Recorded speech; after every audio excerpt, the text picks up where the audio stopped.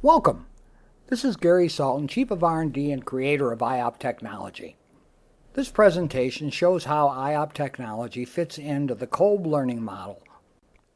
The first point to note is that IOP and Kolb are different things. Kolb is a psychologically based tool. It attempts to assess the feeling and states of an individual. It then uses this assessment to predict the learning situation which would best serve the interest of this individual. IOP, on the other hand, rests on an information processing foundation. All it is trying to do is to assess how an individual prefers to input information, to process it, and their preferences with regard to the kind of output that they are likely to issue. Because learning always involves information processing, IOP can be applied to typical corporate learning and development situations. What this means is that IOP and Kolb are compatible. They are not identical. They will yield different insights and provide knowledge of a different character. Being a technology rather than a model has important implications. One of these is that a model is, by definition, limited in scope. It applies to what the model was built to represent. In Kolb's case, it was built to represent learning. IOP, on the other hand, is a technology. It was not built to represent a single human activity. Rather, it was built to represent a single human capacity, and that capacity can be applied in a lot of places, including in learning. This slide shows what we call a snowflake. It is a graphical representation of the theory which underlies IOP. The horizontal and vertical axes represent the strategic styles of IOP. These are the major information processing strategies that people use to navigate life.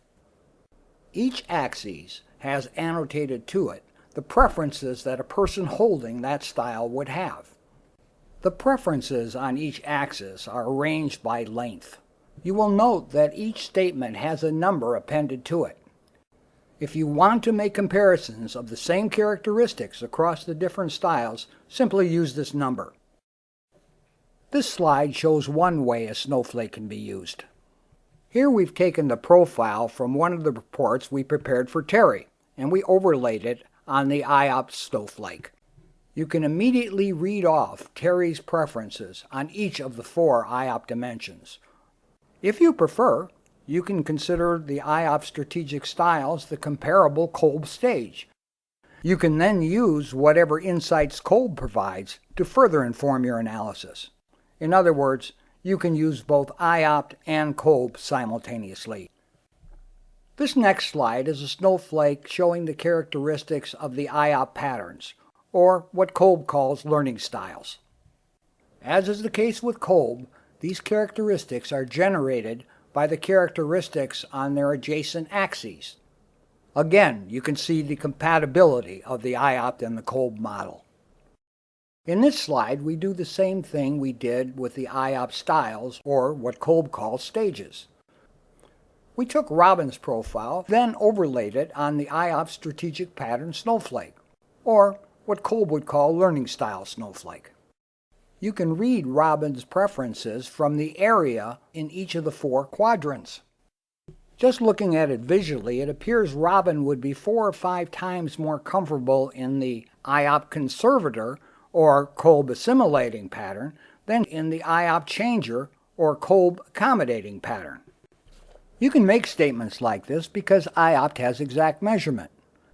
If you choose, you can calculate the exact percentage of time that Robin would prefer to be in each of the 4 quadrants. Another benefit of exact measurements is that you can consolidate people and get accurate representations of entire groups of people. Here we've taken the 5 people that were provided and combined them as if they were a class. We then took the consolidated profile and overlaid it on an IOP strategic style snowflake. You can instantly see that one individual has an extremely high commitment to the relational innovator style, or what Kolb would call new situation stage. You can also see that a majority of the class, represented by the gray area, would support that preference. Finally, you may note that Robin, whose profile lies outside of this majority area, is likely to be unhappy with this particular teaching strategy. Simply glancing at this profile, you have learned an awful lot about what you would confront if you were teaching a class like this. This next slide shows the group profile overlaid on the IOP strategic pattern, or what Kolb would call learning style snowflake. The quadrant, which has the largest surface gray area in it, is the one that would be preferred by the class as a whole. You can measure this if you choose. However, in this case, the preference is so pronounced that kind of measurement would be extraneous. IOPT is not confined to just measuring students. You can also use it to measure the effect of a particular teacher on a particular group of students. Here we've taken the group profile from our simulated class. We overlaid the profile of Shannon Nelson, our VP and COO here at PCI, on it as if she were teaching that particular group of people a particular subject. Shannon's profile is represented in blue.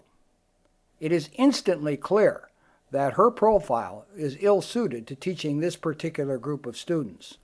If she follows her natural tendency, Robin is likely to be happy with her. Sam, Terry, and Evan are not. If she were to follow her natural tendency, she would be devoting 555% more time to the IOP conservator, or Kolb assimilating pattern, than the class as a whole would prefer. In other words, learning would be suboptimized. We have done research on this effect. We found that this kind of discrepancy is of significance with inexperienced teachers. Professionals have learned, probably the hard way, how to adjust for situations like this, and the effect has much less significance. But the effect is still there. You will always be better off having a teacher whose profile is substantially aligned with that of the class than one whose profile is significantly different from it. This final slide summarizes IOP technology as applied to learning. It is easy to understand and straightforward in character. You do not have to be certified in a theory to effectively use IOP technology in learning situations. It also provides actionable guidance. You will know the motives of the learners, the pace they prefer, their likely attention span, and their time horizon, among many, many other things. In addition, you can measure the relative strengths of these preferences if you want, for both the individual and for the group. IOPT provides as much guidance as you want or need. You can also be comfortable that IOPT does what it promises. It is fully validated along all 8 dimensions of validity. It is a serious validation of the technology that underlies IOPT. Another positive that IOPT brings to learning is that it is 100% measurable. This makes IOPT easy to understand and easy to use. You instantly know what a 50% increase in a category means. It is less clear what a movement from a little to a lot of something means. Another positive associated with IOPT is that it is compatible with Kolb as well as all of the other popular learning theory models. You can use anything you want and be comfortable that it will integrate with the IOPT component of your program. From a mechanical standpoint, IOPT is also easy. Both the reports and the surveys are available online. Your students can complete the surveys from their desk. You can get the reports you need within minutes of requesting them. In addition to being easy to use, IOPT is cost-effective. IOPT's extensive client list testifies to the cost-effectiveness of the technology. One of the reasons that IOPT is cost-effective is that the survey itself is reusable. Your employees need only take one survey. From that, you can run as many reports as you want. There is no need to keep asking your employees to take different surveys and tests for different purposes. In summary, IOPT can be a useful tool for meeting your training needs. If you have any questions, please do not hesitate to call us, or you can visit our websites at www.iop.com or www.oeinstitute.org. Thank you again for your interest in IOPT technology.